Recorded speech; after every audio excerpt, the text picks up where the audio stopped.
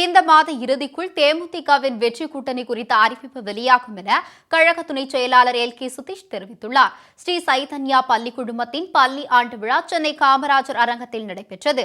இந்த விழாவில் தேமுதிக துணை செயலாளர் எல்.கே. சுதீஷ் சிறப்பு விருந்தினராக கலந்து கொண்டு குத்துவிளக்கு ஏற்றி துவங்கி வைத்தார். பின்னர் செய்தியாளர்களிடம் பேசிய அவர், கூட்டணி தொடர்பாக தேசிய கட்சிகள் மற்றும் மாநில கட்சிகளுடன் பேச்சுவார்த்தை நடத்தப்பட்டு வருவதாகவும், தேர்தல் தேதி அறிவிக்கப்பட்ட பிறகு பிரச்சாரம் குறித்தும் இதர விஷயங்கள் குறித்தும் அறிவிப்பு வெளியிடப்படும் என்றும் அவர் தெரிவித்தார். மேலும் தேமுதிக எந்த கூட்டணியில் இருக்கிறதோ அந்த கூட்டணியை வெற்றி பெறும் என்றும் கழக துணை செயலாளர் எல்.கே. சுதீஷ் அப்போது நம்பிக்கையுடன் தெரிவித்தார். இந்த மாத இறுதிக்குள் தேமுதிகவின் வெற்றி கூட்டணி குறித்து அறிவிப்பு வெளியாகும் என்றும் அவர் கூறினார்.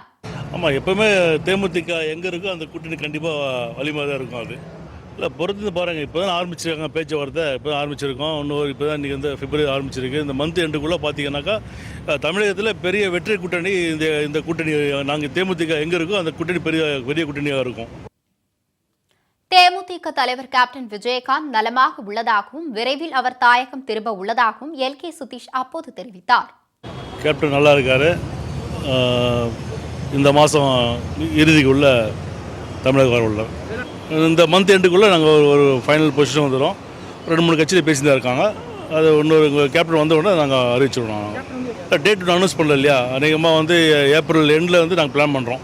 ஏப்ரல் மே, ஸோ ஏப்ரல் ஃபுல்லாக இருக்கும். மே 10-20 டேஸ், ஸோ 50 நாள் பிளான் பண்ணுறோம். தொடர்ந்து பேசிய அவர், தன்னுடைய வளர்ச்சிக்கு காரணம் ஆசிரியர்களே என்ற அவர் இந்த நாளில் ஆசிரியர்களை நினைத்து பார்ப்பதாகவும் கூறினார். மாணவர்கள் பெற்றோர்களையும் ஆசிரியர்களையும் வாழ்வில் மறக்கக்கூடாது என்றும் தேமுதிக துணை செயலாளர் எல்.கே. சுதீஷ் அப்போது கேட்டுக் கொண்டார்.